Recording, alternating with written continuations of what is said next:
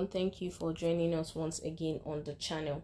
Now on today's report, the People's Democratic Party has said that the APC should replace TINUBU to avoid further embarrassment, saying that the ruling party's flag bearer is fit for the Republic's grand comedian.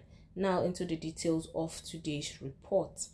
The camp of the presidential candidate of the People's Democratic Party, PDP, ATIKU'S, has advised the All Progressives Congress, APC, to replace his standard bearer, Bola Tinubu, to avoid further embarrassment to the ruling party. Now, the call came against several gaffes that Tinubu has made in the course of his presidential campaign outings, including in his home base, Lagos, on Saturday, where he apparently forgot the name Permanent Voters Card, PVC. Now, addressing his teeming supporters while surrounded by party chieftains, the former Lagos State Governor had said, "Do you love me? Do you love me? Go and take your APV, APC, and you must vote." Now, a statement issued on Sunday by Frank Shaibu, the Special Assistant on Public Communications to the PDP's presidential candidate, noted that Tinubu should be replaced so as to avoid further embarrassing scenarios occasioned by his continued miscues and gaffes. The ATIKU'S camp also pointed out that Tinubu should only be contesting to be the grand comedian of the Federal Republic and not the Grand Commander of the Federal Republic, going by his utterances. Now, according to the statement, it is public knowledge that every time Tinubu has come out in public to make a statement or two, he has always goofed. If he is not saying that voters' card has an expiration date, he is saying that the young Nigerians are tweeting or WhatsApp, or that 50 million youths should be recruited into the Nigerian army and be fed with cassava in the morning and agbado in the night. How can you say Nigerians are tweeting on WhatsApp? Come on, is that the kind of person we want to hand the 21st century Nigeria over to? In his latest gaffe at the Lagos rally, he asked Nigerians to go get their APV in order to vote for the APC, when even the primary school children know that the PVC is the only item that admits a voter into a polling unit. Now, without mincing words, Tinubu's gaffes already supply comedians, skit makers, meme makers, and TikTokers with content. He is a self-writing joke and will make Nigeria a byword for scorn among the Committee of Nations, which is why he shouldn't get close to power. Now, truth be told, lack of mental depth complicated by dementia occasioned by old age is the most misrecommended criterion against a Tinubu presidency, and examples abound to buttress this point. Just listen to any of his external speeches, and what you find is a lack of coherence, logic, and verb. It is for the purpose of unmasking the real Tinubu and exposing him for who he really is that we have challenged the APC standard bearer to an hour-long television interview. The statement further observed that the APC's 7.5-year reign is a sad reminder of Nigeria's arrested development since 2015 when they came into power.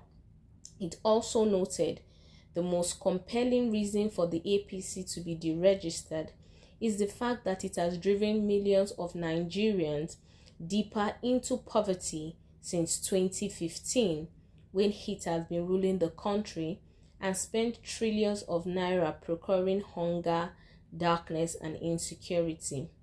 If the APC are not keen on replacing this disaster of a candidate, they should, in the alternative, apologize to all Nigerians for bringing them nothing but the suffering of unquantifiable proportion since 2015, and proceed to make a solemn pledge not to have anything to do with governance especially with the February 25th.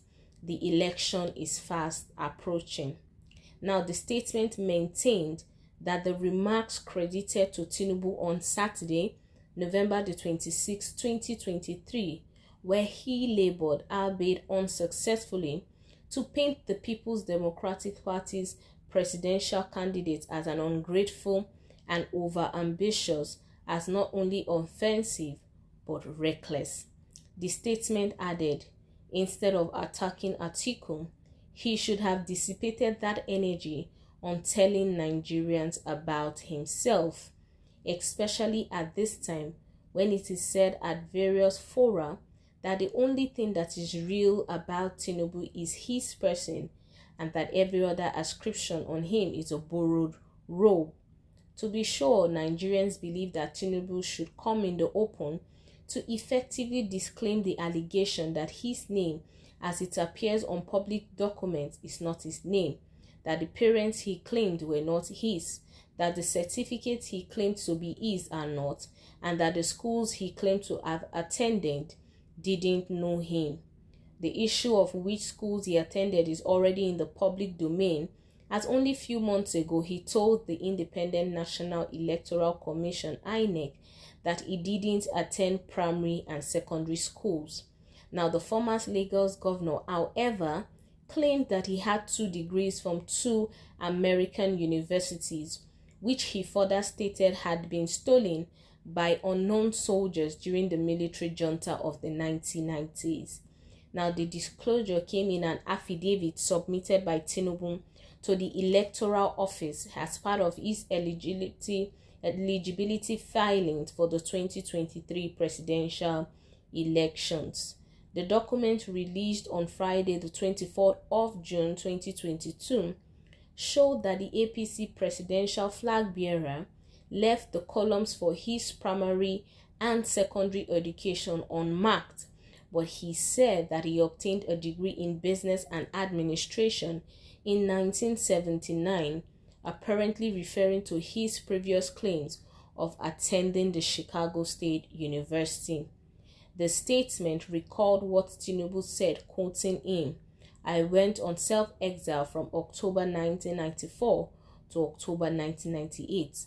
When I returned, I discovered that all my property, including all the documents relating to my qualifications and my certificates in respect of paragraph 3 above, were looted by unknown persons."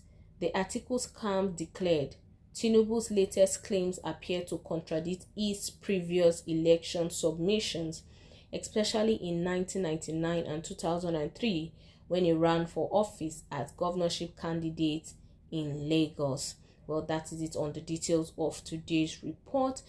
Please do well to like, share, and subscribe to our channel. Until we come your way next time with more news happenings around the country. Stay safe. Bye-bye.